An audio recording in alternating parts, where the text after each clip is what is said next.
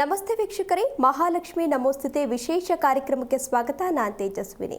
ಜನರಿಗೆ ಕೆಲವೊಂದಷ್ಟು ಗೊಂದಲ ಇರುತ್ತೆ. ಅಂದರೆ ಮನೆಯಲ್ಲಿ ಯಾವ ಪದಾರ್ಥವನ್ನು ಇಡಬೇಕು, ಯಾವ ಪದಾರ್ಥವನ್ನು ಇಡಬಾರ್ದು, ಹೀಗೆ ಕೆಲವೊಂದಷ್ಟು ಗೊಂದಲ ಇರುತ್ತೆ.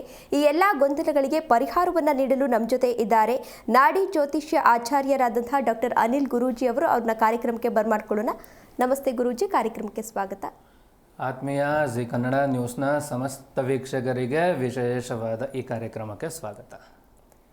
ಓಕೆ ಗುರೂಜಿ, ಜನರಿಗೆ ಕೆಲವೊಂದಷ್ಟು ಗೊಂದಲ ಇರುತ್ತೆ. ಮನೆಯಲ್ಲಿ ಯಾವ ಪದಾರ್ಥವನ್ನು ಇಡಬೇಕು, ಯಾವ ಪದಾರ್ಥವನ್ನು ಇಡಬಾರ್ದು ಅಂತ ಇದ್ರ ಬಗ್ಗೆ ತಿಳಿಸ್ಕೊಡ್ಬೋದಾ?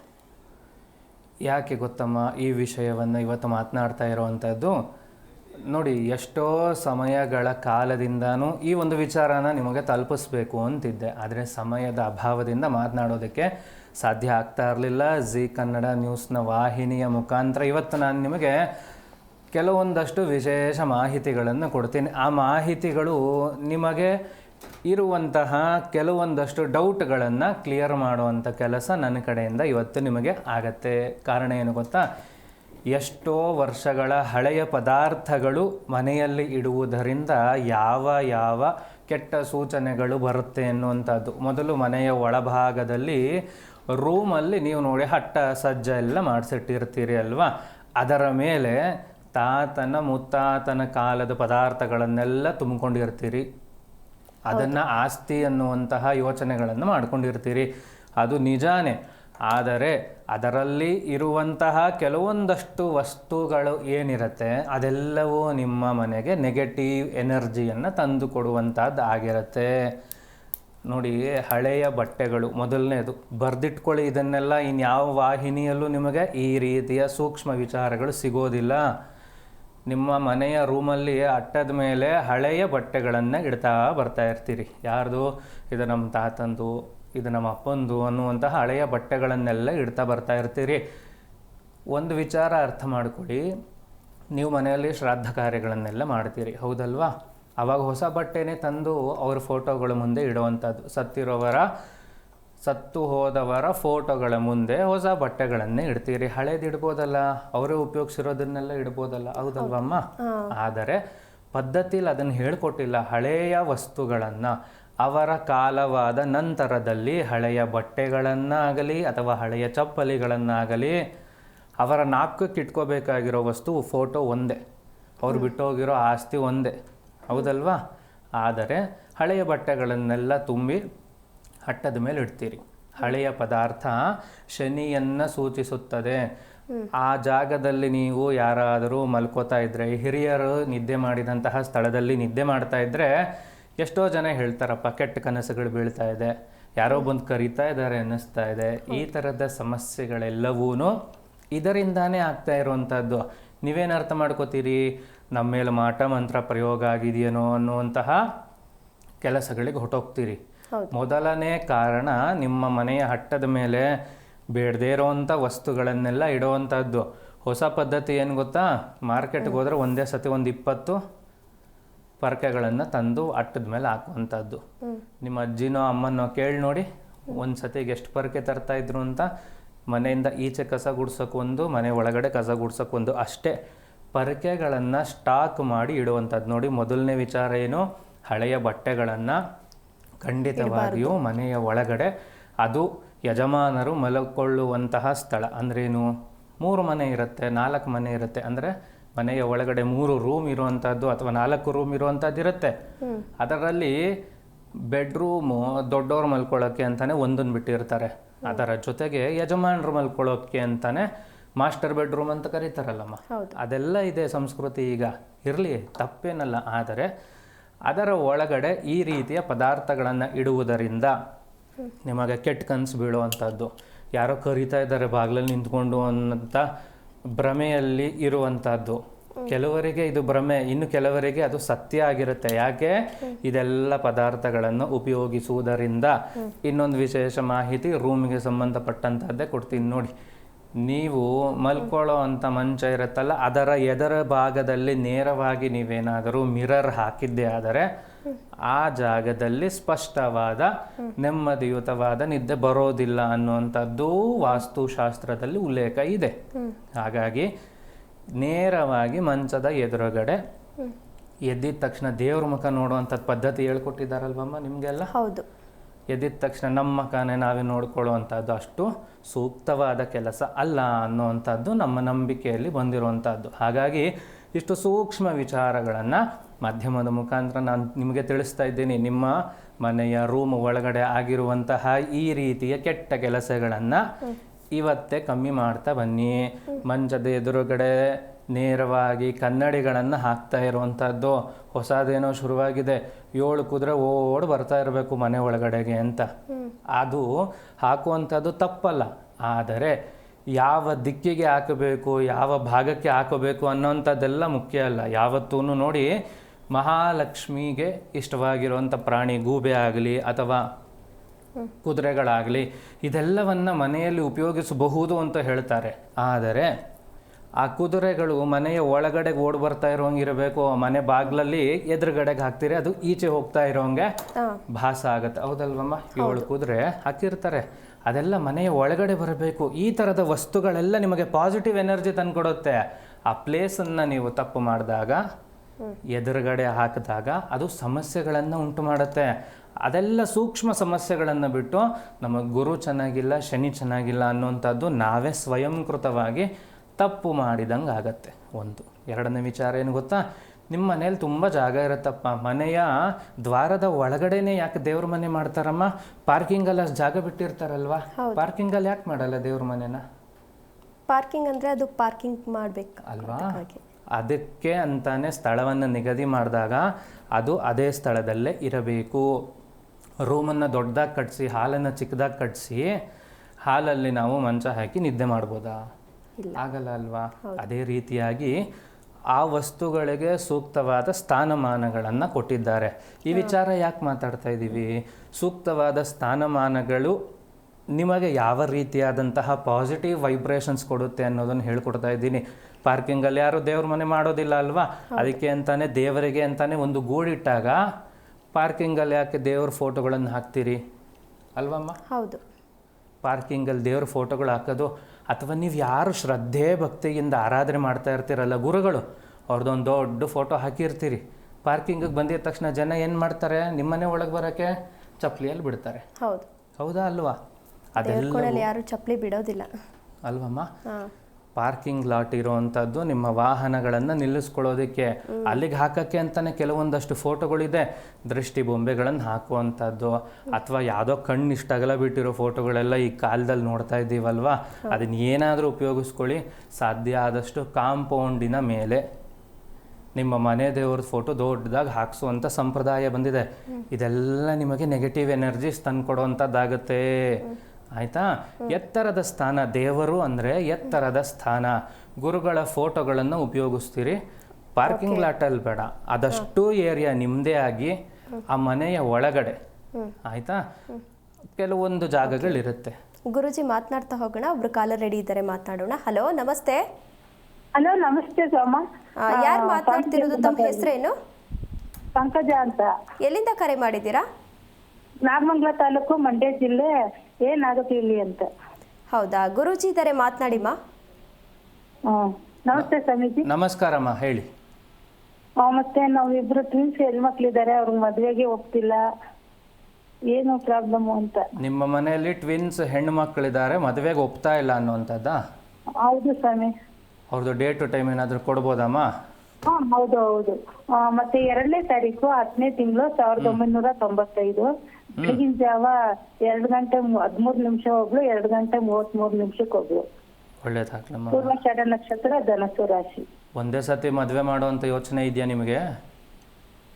ಒಪ್ಕೊಂಡ್ರೆ ಮಾಡೋಣ ಅಂತ ಸ್ವಾಮಿ. ಅವ್ರು ಯಾವಾಗೊಂದು ಒಪ್ಪೋದಿಲ್ಲ. ನೋಡಿ, ಅವರ ಜಾತಕದ ಪ್ರಕಾರ ಸ್ವಲ್ಪ ಸಮಯ ಕೊಡೋದೇ ಒಳ್ಳೇದಮ್ಮ ಅವರಿಗೆ. ಆಯ್ತಾ? ಹೌದು. ಕೇಳಿಸ್ತಾ ಇದೆಯಮ್ಮ? ಹೇಳಿ ಸ್ವಾಮಿ. ಅವರ ಜಾತಕದ ಪ್ರಕಾರ ಸ್ವಲ್ಪ ಸಮಯವನ್ನು ಕೊಡೋದೇ ಅವ್ರಿಗೆ ಒಳ್ಳೆಯದು.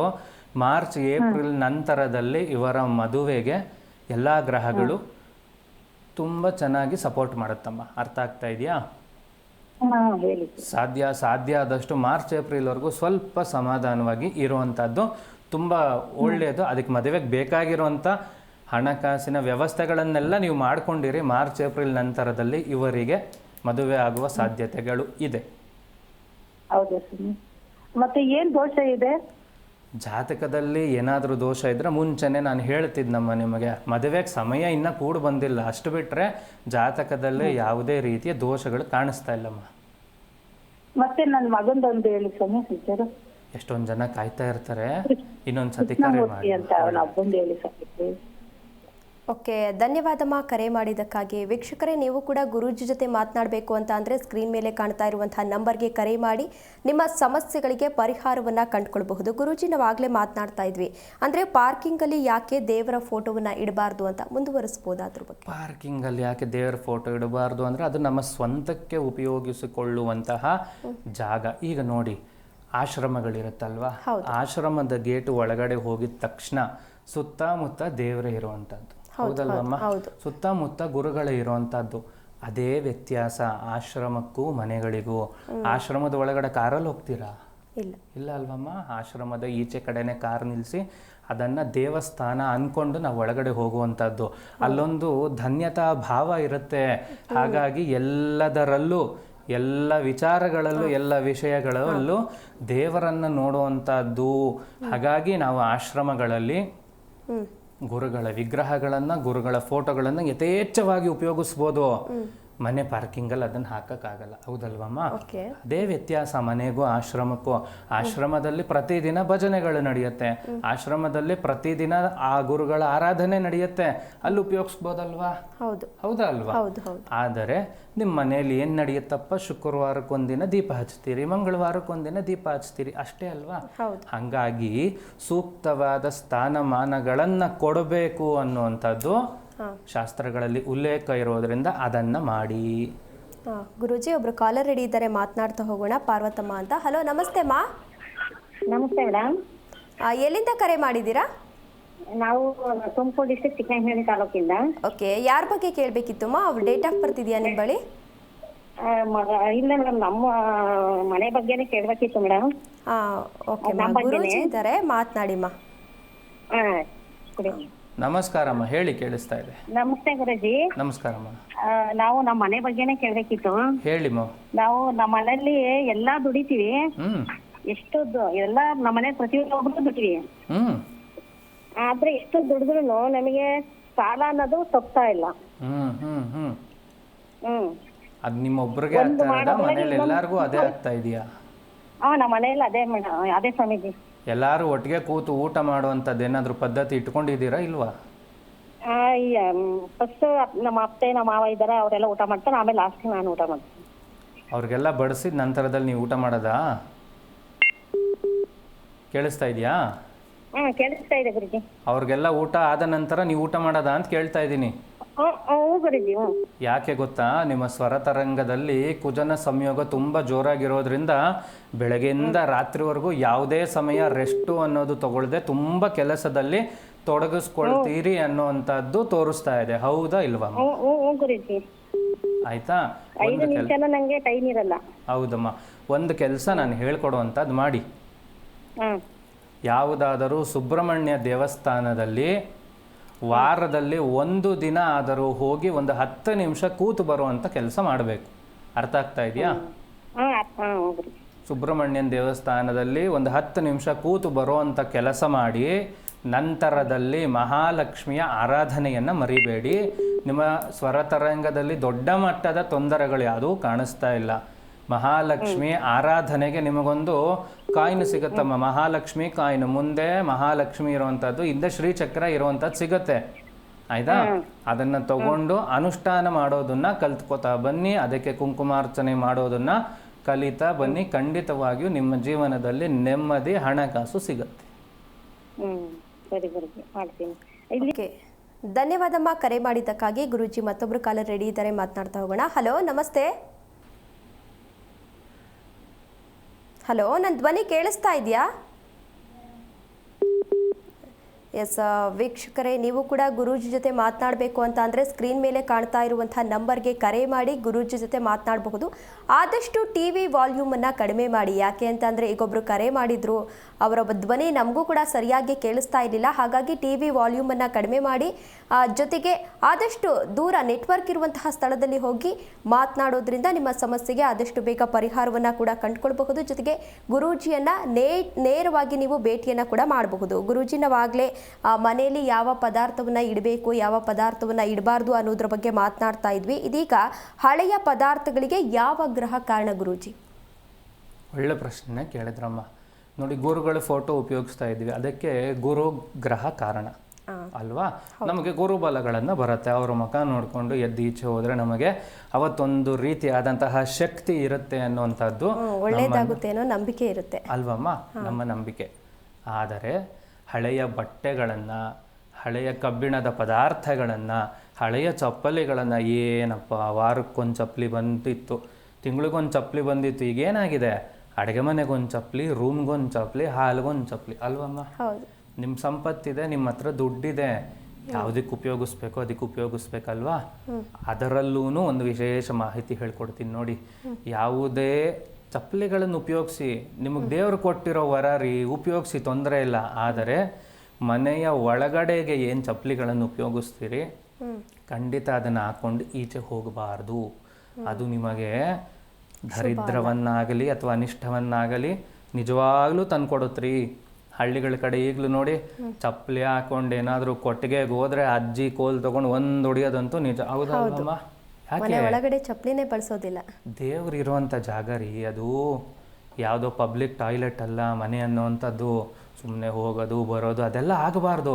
ಅದರಿಂದ ನೆಗೆಟಿವ್ ಎನರ್ಜೀಸ್ ಇರುತ್ತೆ. ನಿಮ್ಮ ಮನ್ಸಿಗೆ ಬರೋದೇನೋ, ನಮ್ಮ ಮನೆಯಿಂದ 4ನೇ ಮನೆಯವರೇನೋ ಮಾಡಿಸಿದ್ರು, ನಮ್ಮ ಮನೆ ಎದುರುಗಡೆ ಮನೆಯವರೇನೋ ಮಾಡಿಸಿದ್ರು ಅಂತ ಈ ರೀತಿಗಳೆಲ್ಲ ತಪ್ಪನ್ನು ಮಾಡಿಕೊಂಡು ಆ ರೀತಿಯ ಆಲೋಚನೆಗೆ ಹೋಗಬೇಡಿ ಅನ್ನುವಂಥದ್ದು ನಾನು ನಿಮ್ಗೆ ಹೇಳ್ಕೊಡ್ತಾ ಇರೋದು. ತುಂಬ ಹಳೆಯ ಪದಾರ್ಥಗಳನ್ನೆಲ್ಲ ತೊಗೊಂಡೋಗಿ ಏನು ಮಾಡ್ತೀರಿ, ಗುಜರಿಗೆ ಹಾಕ್ತೀರಿ. ಗುಜರಿಗೆ ಹಾಕಿದ ತಕ್ಷಣ ದುಡ್ಡು ಬರುತ್ತೆ ಅಲ್ವಾ. ದುಡ್ಡು ತೊಗೊಂಡು ಏನು ಮಾಡ್ತೀರಿ, ಅದನ್ನು ತೊಗೊಂಡು ಬಂದು ನಿಮ್ಮ ಜೋಬಲ್ಲಿ ಇಟ್ಕೊಳ್ಳುವಂಥದ್ದು, ಅದನ್ನು ತೊಗೊಂಡು ಬಂದು ಅದರಲ್ಲಿ ಏನು ಇವತ್ತು ಸಿಕ್ತು ಒಂದಷ್ಟು ಎಕ್ಸ್ಟ್ರಾ ಅಂತೇಳಿ ಈಚೆ ಊಟ ಮಾಡುವಂಥದ್ದು ಆಗತ್ತೆ ಅಲ್ವಮ್ಮ. ಅದೆಲ್ಲೋಯ್ತು ಗುಜರಿ ಪದಾರ್ಥಗಳು ದುಡ್ಡಿನ ರೂಪದಲ್ಲಿ ತಿರ್ಗಾ ನಿಮ್ಮ ಮನೆಗೆ ಬಂತು. ಹೌದಾ ಅಲ್ವಾ? ಹೌದು ತಾನೇ. ದುಡ್ಡಿನ ರೂಪದಲ್ಲಿ ಪದಾರ್ಥ ಇತ್ತಪ್ಪ, ಅದನ್ನು ಮಾರಿದ್ವಿ, ದುಡ್ಡು ಬಂತು, ದುಡ್ಡಿನ ರೂಪದಲ್ಲಿ ನಿಮ್ಮ ಮನೇಲೆ ಬಂತು. ಎಲ್ಲಿ ಕ್ಲೀನ್ ಮಾಡ್ದಂಗಾಯ್ತು? ನೀವು ಕ್ಲೀನ್ ಮಾಡ್ದಂಗೆ ಆಗಲಿಲ್ಲ. ನಿಮಗದು ಉಪಯೋಗ ಇಲ್ಲ ಅಂತ ಗೊತ್ತಾಗಿದ ತಕ್ಷಣನೇ ಡಿಸ್ಪೋಸ್ ಮಾಡುವಂಥ ಕೆಲಸಗಳನ್ನು ಮಾಡಿ, ಯಾವ ಕಾರಣಕ್ಕೂ ಅದನ್ನು ಹಾಕಿ ದುಡ್ಡು ತೊಗೊಂಡು ಬಂದ್ರ ಆಯಿತು. ಒಂದೊಳ್ಳೆ ಫೋಟೋ ಮಾಡಿಸಿ ಮನೇಲಿಡಿ, ದೇವ್ರ ಫೋಟೋ ಮಾಡಿಸಿ, ಇಲ್ಲ ನಿಮ್ಮದೇ ಒಂದು ಫೋಟೋ ಮಾಡಿಸಿ ಮನೇಲಿಡಿ, ಆಯಿತಾ. ನಿಮ್ಮ ಫೋಟೋ ಮಾಡಿಸಿದ್ರೇನು ಹಂಗೆ ಅಪ್ಲೈ ಆಗುತ್ತೆ ರೂಲು. ತಿರ್ಗಾ ದೇವ್ರ ಫೋಟೋ ಮಾಡಿಸಿದ್ರೆ ಅದಕ್ಕೊಂದು ಶಕ್ತಿ ಇರುತ್ತೆ. ಹೌದಲ್ವಮ್ಮ? ಹಾಗಾಗಿ ಒಂದೊಳ್ಳೆ ದೇವ್ರ ಫೋಟೋ ಮಾಡಿಸಿ. ಬೇಡಪ್ಪ, ಒಂದು ವಾರದಲ್ಲಿ ಒಂದು 4-5 ಸತಿ ನೀವು ದೇವಸ್ಥಾನಕ್ಕೆ ಹೋಗ್ತೀರಾ ತಾನೆ, ಅದರಲ್ಲಿ ಒಂದೊಂದು ನೋಟ್ ತೆಗೆದು ಉಂಡಿಗೆ ಹಾಕೋದ್ರಲ್ಲಿ ಏನು ಸಮಸ್ಯೆ ಇದೆ? ಹೌದಲ್ವಮ್ಮ? ಹಂಗಾಗಿ ಯಾಕೆಷ್ಟು ಸೂಕ್ಷ್ಮವಾದ ವಿಚಾರವನ್ನು ವಾಹಿನಿ ಮುಖಾಂತರ ಹೇಳ್ಕೊಡ್ತಾ ಇದ್ದೀನಿ ಅಂದರೆ, ಸಾಧ್ಯ ಆದಷ್ಟು ಮನೆಯಲ್ಲಿ ನೆಗೆಟಿವ್ ಎನರ್ಜೀಸ್ ಎಲ್ಲಿರುತ್ತೋ ಅದನ್ನು ತೆಗೆದುಹಾಕುವಂಥ ಕೆಲಸವನ್ನು ನಾನು ನಿಮಗೆ ಹೇಳ್ಕೊಡ್ತಾ ಇದ್ದೀನಿ. ಇದೆಲ್ಲ ರೂಮಿನ ವಿಚಾರ ಆಯಿತು. ಹಾಲಲ್ಲಿ ಏನು ಮಾಡ್ತಾ ಇರ್ತೀರಿ ಗೊತ್ತಾ? 4 ಗೋಡೆ ಸಿಗುತ್ತೆ. 4 ಗೋಡೆಗೂ ಅಪ್ಪಂಗೊಂದು ಗಡಿಯಾರ, ಅಮ್ಮಂಗೊಂದು ಗಡಿಯಾರ, 2 ಮಕ್ಕಳಿಗೂ ಒಂದೊಂದು ಗಡಿಯಾರ, ಎಲ್ಲ ಗೋಡೆಗಳ ಮೇಲೂ ಗಡಿಯಾರ ಹಾಕುವಂಥದ್ದು. ಏನು ಗುರೂಜಿ ಗಡಿಯಾರ ಹಾಕೋದು ತಪ್ಪ, ನೀವು ವಾಸ್ತು ಅಂದ್ಕೊಂಡು ಶುರು ಮಾಡಿದ್ದೀರಾ ಅಂತ ಪ್ರಶ್ನೆ ಮಾಡ್ತಾರೆ. ಖಂಡಿತ ಇಲ್ಲ, ನಾನು ವಾಸ್ತು ಬಗ್ಗೆ ಮಾತಾಡ್ತಾ ಇಲ್ಲ. ಅದು ಕೆಟ್ಟು ನಿಂತಾಗ ಏನು ಸಮಸ್ಯೆ ಆಗುತ್ತೆ ಅನ್ನೋದನ್ನು ಹೇಳ್ಕೊಡ್ತೀನಿ ಕೇಳಿ. ನಿಮ್ಮ ಮನೆಯಲ್ಲಿ ಎಷ್ಟಾದರೂ ಗಡಿಯಾರ ಉಪಯೋಗಿಸ್ರಿ, ಯಾವ ಗೋಡೆ ಮೇಲಾದರೂ ಗಡಿಯಾರ ನೇತಾಕಿ, ಅದೇನು ಮಾಡಲ್ಲ, ಸಮಯವನ್ನು ನಿಮಗೆ ತೋರಿಸುತ್ತೆ. ಆದರೆ ಕೆಟ್ಟು ನಿಂತಿರುವ ಗಡಿಯಾರಗಳಾಗಲಿ, ಕೆಟ್ಟು ನಿಂತಿರುವ ವಾಚ್ ಆಗಲಿ, ಅಥವಾ ಕೆಟ್ಟು ನಿಂತಿರುವ TV ರಿಮೋಟು, ಇದೆಲ್ಲವೂ ಕುಜಗ್ರಹನಿಗೆ ಸಂಬಂಧಪಟ್ಟಂತಹದ್ದು. ಯಾವಾಗ ನೋಡಿ ನಿಮ್ಮ ಮನೇಲಿ ದೊಡ್ಡವರು ಹೇಳ್ತಾ ಇರ್ತಾರಲ್ಲ, ಫಿಶ್ ಟ್ಯಾಂಕಲ್ಲಿ ಮೀನು ಸತ್ತೋಯ್ತು ಅಂದರೆ ನಮ್ಗೇನೋ ಒಂದು ಸ್ವಲ್ಪ ಏನೋ ನೋವಾಗುವಂಥದ್ದು ಇರಬೇಕು ನಮ್ಮ ಮನೆಗೆ ಅಂತ ಹೇಳ್ತಾರೆ. ಹೌದಾ ಇಲ್ವಮ್ಮ? ಕೇಳಿಸ್ಕೊಂಡಿದ್ದೀರಾ ತಾನೆ? ಅದೇ ಥರ ನೋಡಿ, ಗಡಿಯಾರ ಕೆಟ್ಟೋಯ್ತು ಅಂದರೆ ಕುಜಗ್ರಹದ್ದೇನೋ ಸಮಸ್ಯೆ ಆಗಿದೆಯಪ್ಪ. ಗಾಡಿದೇನೋ ತೊಂದರೆ ಆಗ್ಬೋದು, ಏನೋ ಆಕ್ಸಿಡೆಂಟ್ ಆಗ್ಬೋದು, ಹುಷಾರಾಗಿ ನೋಡ್ಕೊಂಡು ಹೋಗು ಅಂತ ನಿಮಗೆ ಗೊತ್ತಿರುವವರು, ಶಕುನ ಶಾಸ್ತ್ರದ ಬಗ್ಗೆ ಅರಿವಿರುವವರು ಹೇಳಿರ್ತಾರೆ. ಹೌದಾ ಇಲ್ವಾ? ಹೌದು. ಖಂಡಿತವಾಗ್ಲೂ ಹೌದು. ಈಚೆ ಎಲ್ಲೋ ನಡ್ಕೊಂಡು ಹೋಗ್ತಾ ಇರ್ತೀರಿ, ಸಹಸ್ರಾರು ಜನ ನಡ್ಕೊಂಡು ಹೋಗ್ತಾ ಇರ್ರಿ, ಕಾಗೆ ಬಂದು ನಿಮ್ಮನ್ನೇ ಕುಟುಕುತ್ತದೆ ಅಂದರೆ ಅದಕ್ಕೊಂದು ಅರ್ಥ ಇರಬೇಕಲ್ವಾ? ಹೌದಾ ಅಲ್ವಮ್ಮ? ಹೌದು ಹೌದು. ಅದೇ ತರಾನೇ ಮನೆಯಲ್ಲಿ ಕೆಟ್ಟು ನಿಂತ ಗಡಿಯಾರಗಳು, ಮುರಿದೋಗಿರುವಂಥ ಫೋಟೋಗಳು, ರಿಮೋಟ್ ಇರತ್ರಿ, 4-5 ರಿಮೋಟ್ ತಂದು ಇಟ್ಕೊಂಡಿರ್ತೀರಿ ಒಂದು ಟಿ ವಿಗೋಸ್ಕರ. ಹೌದಲ್ವಾ? ಆಯಿತು, ಅದನ್ನ ಉಪಯೋಗಿಸ್ತಾ ಇದ್ರೆ ಇಟ್ಕೊಳ್ಳಿ, ಇಲ್ಲದೆ ಇದ್ರೆ ಅದು ಕುಜಗ್ರಹವನ್ನು ಜೋರು ಮಾಡುತ್ತೆ. ಮನೆಯಲ್ಲಿ ಸಂತೋಷದ ವಾತಾವರಣನೇ ಇರಲ್ಲಪ್ಪ, ಯಾವಾಗಲೂ ಜಗಳ. ಹೌದಾ ಅಲ್ವಾ? ಇದೆಲ್ಲದಕ್ಕೂ ಕಾರಣ ಕೆಟ್ಟು ನಿಂತಿರುವ ಪದಾರ್ಥಗಳನ್ನು, ಮಿಷಿನರೀಸ್ಗಳನ್ನು ಉಪಯೋಗಿಸುವುದೇ ಈ ಕುಜಗ್ರಹದ ಪ್ರತಿಫಲ ಆಗಿರುತ್ತೆ. ಹಳೆಯ ಕಬ್ಬಿಣದ ಪದಾರ್ಥಗಳು ನೋಡಿ, ಕಬ್ಬಿಣದ ಬಾಂಡ್ಲೆ ಮನೇಲಿ 1-2 ಇಟ್ಟಿರ್ತೀರಿ ಅಡುಗೆ ಮನೆಯಲ್ಲಿ. ಹೌದಲ್ವಾ? ಇನ್ನು ಮಿಕ್ಕಿದ್ದೆಲ್ಲ ಬೇರೆ ಪದಾರ್ಥಗಳನ್ನೇ ಉಪಯೋಗಿಸಿ ಮಾಡುವಂಥದ್ದಲ್ವಮ್ಮ. ಹಿಂದಿನ ಕಾಲದಲ್ಲಿ ಮಣ್ಣಲ್ಲಿ ಅಡುಗೆ ಮಾಡೋರು, ಮಣ್ಣಿನ ಪದಾರ್ಥಗಳನ್ನು ಉಪಯೋಗಿಸಿ ಅಡುಗೆ ಮಾಡೋರು. ಈಗ ಅದೆಲ್ಲ ಎಲ್ಲಿದೆ? ರೂಢಿಯಲ್ಲಿ ಇಲ್ಲ.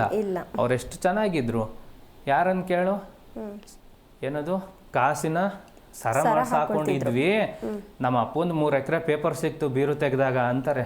ಅವರು 3 ಎಕರೆ ಇಟ್ಕೊಂಡಿದ್ದಿದ್ದೆ ಗೊತ್ತಿರ್ತಾ ಇರಲಿಲ್ಲ. ಆಯ್ತಾ? ಅವ್ರ ಮೊಮ್ಮಗ ತೆಗೆದು ಹೇಳ್ತಾನೆ, ತಾತನ ಹೆಸರಲ್ಲಿ ಯಾವುದೋ ಪೇಪರ್ ಸಿಕ್ತು ನೋಡು ಅಂತ. ಸಮೃದ್ಧಿ, ನಾನು ಹೇಳ್ತಾ ಇರೋದು ಆಸ್ತಿ ವಿಚಾರ ಅಲ್ಲ, ಅಷ್ಟು ಸಮೃದ್ಧಿ ಇತ್ತು ಅಲ್ವಮ್ಮ? ಹೌದು. ಗುರೂಜಿ ಒಬ್ರು ಕಾಲರ್ ರೆಡಿ ಇದ್ದಾರೆ, ಮಾತನಾಡ್ತಾ ಹೋಗೋಣ. ಹಲೋ, ನಮಸ್ತೆ.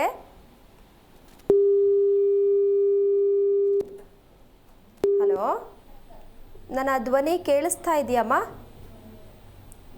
ಓಕೆ, ಕಾಲ್ ಕಟ್ ಆಗಿದೆ ಗುರೂಜಿ. ವೀಕ್ಷಕರೇ, ನೀವು ಕೂಡ ಗುರೂಜಿ ಜೊತೆ ಮಾತನಾಡಬೇಕು ಅಂತ ಅಂದರೆ ಸ್ಕ್ರೀನ್ ಮೇಲೆ ಕಾಣ್ತಾ ಇರುವಂತಹ ನಂಬರ್ಗೆ ಕರೆ ಮಾಡಿ. ಹಲೋ, ನಮಸ್ತೆ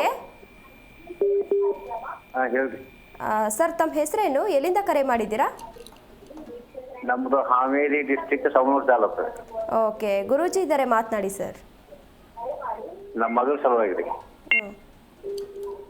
ನಮಸ್ಕಾರ, ಮಾತಾಡಿ, ಕೇಳಿಸ್ತಾ ಇದೆ. ಅವ್ರದ್ದು 25/12/97 ಇಸ್ವಿ.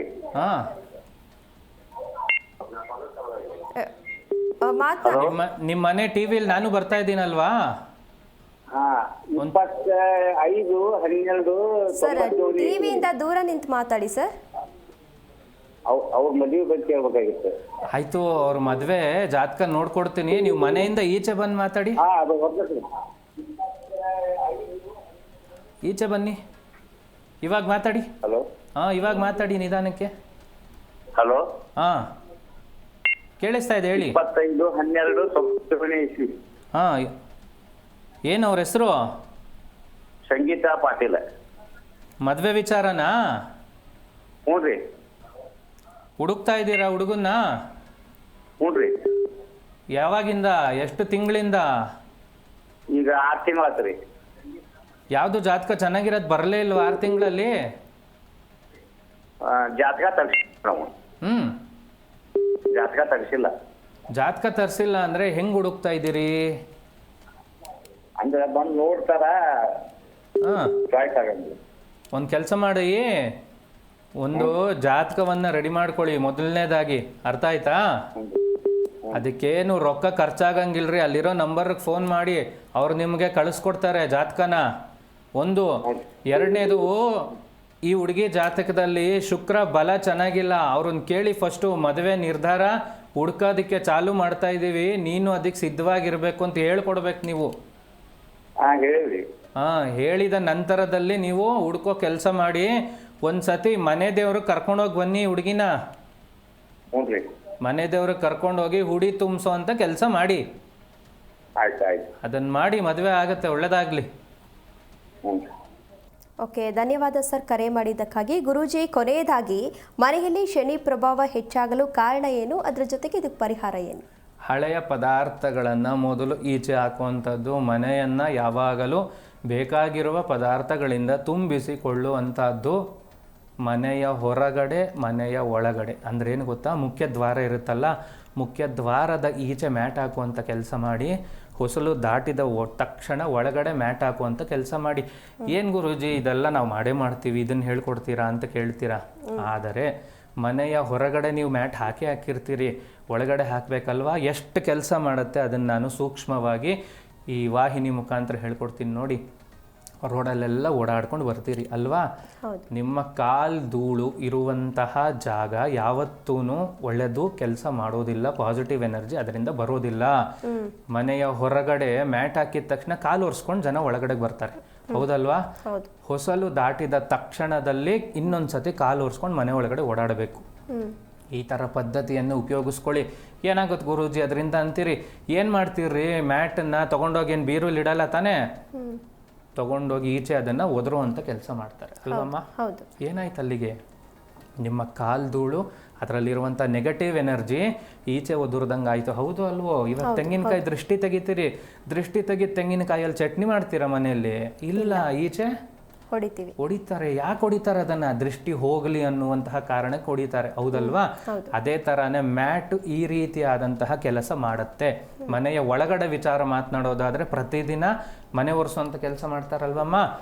ಯಾವುದೇ ಕಾರಣಕ್ಕೂ ನೀವು ಫೆನೈಲ್ ಹಾಕಿ, ಸೆಂಟ್ ಹಾಕಿ, ಏನಾದ್ರೂ ಹಾಕಿ ಸ್ವಲ್ಪ ಗೋಮೂತ್ರವನ್ನು ಉಪಯೋಗಿಸುವುದರಿಂದ ಯಾವ ಕಾರಣಕ್ಕೂ ನಿಮ್ಮ ಜಾಗದಲ್ಲಾಗುವ ತಪ್ಪುಗಳು ಕ್ಷಮಾಪಣೆ ಆಗತ್ತೆ. ಅದರ ಜೊತೆಗೆ ನೆಗೆಟಿವ್ ಎನರ್ಜೀಸ್ ಆ ಜಾಗದಲ್ಲಿ ಏನಾದರೂ ತಪ್ಪಾಗಿದ್ರೆ, ಆ ಜಾಗದಲ್ಲಿ ಯಾರ್ದಾದ್ರೂ ಶಾಪಗಳಿದ್ರೆ, ಗೋಮೂತ್ರಕ್ಕೆ ಆ ಶಾಪಗಳನ್ನು ತೆಗೆಯುವಂತಹ ಶಕ್ತಿ ಖಂಡಿತವಾಗ್ಲೂ ಇದೆ. ಇದನ್ನೆಲ್ಲ ಉಪಯೋಗಿಸಿ ನಂತರದಲ್ಲಿ ನಿಮ್ಮ ಮನೆಯಲ್ಲಿರುವಂತಹ ಒಂದು ಪಾಸಿಟಿವ್ ಎನರ್ಜಿ ಯಾರಾದರೂ ಮನೆ ಒಳಗಡೆ ಬಂದರೆ ಎಷ್ಟು ಚೆನ್ನಾಗಿದೆ ರೀ ಅನ್ಬೇಕು. ನಮ್ಮ ಆಶ್ರಮಕ್ಕೆ ಬರೋರು ಇದೇ ಹೇಳ್ತಾ ಇರ್ತಾರೆ, ಒಂದು ಒಳ್ಳೆ ಪಾಸಿಟಿವ್ ವೈಬ್ರೇಷನ್ಸ್ ಇದೆ ಆಶ್ರಮದಲ್ಲಿ ಅಂತ. ಯಾಕೆ? ಈ ಎಲ್ಲ ಪದ್ಧತಿಗಳನ್ನು ನಮ್ಮ ಆಶ್ರಮದಲ್ಲಿ ರೂಢಿ ಮಾಡಿಸಿದ್ದಾರೆ. ಹಾಗಾಗೇನೆ ಆಶ್ರಮ ಅನ್ನುವಂಥದ್ದು ಅದೇ ಪದ್ಧತಿಯನ್ನು ನೀವು ಮನೆಯಲ್ಲಿ ಉಪಯೋಗಿಸುವುದರಿಂದ ಮನೆಯಲ್ಲಿ ನೆಮ್ಮದಿಯುತವಾದಂತಹ ವಾತಾವರಣ ಇದ್ದೇ ಇರುತ್ತೆ. ಓಕೆ, ಧನ್ಯವಾದ ಗುರೂಜಿ. ಕಾರ್ಯಕ್ರಮದಲ್ಲಿ ಭಾಗಿಯಾಗಿ ಮನೆಯಲ್ಲಿ ಯಾವ ಪದಾರ್ಥವನ್ನು ಇಡಬೇಕು, ಯಾವ ಪದಾರ್ಥವನ್ನು ಇಡಬಾರ್ದು ಅನ್ನೋದ್ರ ಬಗ್ಗೆ ತಿಳಿಸ್ಕೊಟ್ರಿ. ಅದರ ಜೊತೆಗೆ ಶನಿ ಪ್ರಭಾವ ಹೆಚ್ಚಾಗಲು ಕಾರಣ ಏನು, ಅದಕ್ಕೆ ಪರಿಹಾರವೇನು, ಎಲ್ಲವನ್ನ ಕೂಡ ಕಂಪ್ಲೀಟ್ ಆಗಿ ತಿಳಿಸ್ಕೊಟ್ಟಿದ್ದಕ್ಕೆ ತಮಗೆ ತುಂಬು ಹೃದಯದ ಧನ್ಯವಾದಗಳು ಗುರೂಜಿ. ಎಲ್ಲರಿಗೂ ಒಳ್ಳೆಯದಾಗಲಿಮ್ಮ. ನಾನು ಕೊಟ್ಟಿರುವಂಥ ಈ ವಿಶೇಷವಾದ ಮಾಹಿತಿಯನ್ನು ಉಪಯೋಗಿಸ್ಕೊಂಡು ಜೀವನದಲ್ಲಿ ನೆಮ್ಮದಿಯಾಗಿರಿ, ಒಳ್ಳೆಯದಾಗಲಿ. ನೋಡಿದ್ರಲ್ಲ ವೀಕ್ಷಕರೇ, ಇದಾಗಿತ್ತು ಇವತ್ತಿನ ವಿಶೇಷ ಕಾರ್ಯಕ್ರಮ. ಇನ್ನು ಹೆಚ್ಚಿನ ವಿಶೇಷ ಕಾರ್ಯಕ್ರಮಗಳಿಗಾಗಿ ನೋಡ್ತಾ ಇರಿ ಜೈ ಕನ್ನಡ ನ್ಯೂಸ್, ಸತ್ಯವೇ ಸುದ್ದಿಯ ಜೀವಾಳ. ಹೆಚ್ಚಿನ ಮಾಹಿತಿಗಾಗಿ ಸಂಪರ್ಕಿಸಿ ಡಾಕ್ಟರ್ ಅನಿಲ್ ಗುರೂಜಿ, ಆನಂದ ಸೇವಾ ಸದನ ಟ್ರಸ್ಟ್, ವೃದ್ಧಾಶ್ರಮ ಮತ್ತು ಪುನರ್ವಸತಿ ಕೇಂದ್ರ, ಜವರೇಗೌಡ ನಗರ, ರಾಜರಾಜೇಶ್ವರಿ ನಗರ, ಬೆಂಗಳೂರು 560098. ದೂರವಾಣಿ ಸಂಖ್ಯೆ 9663590911.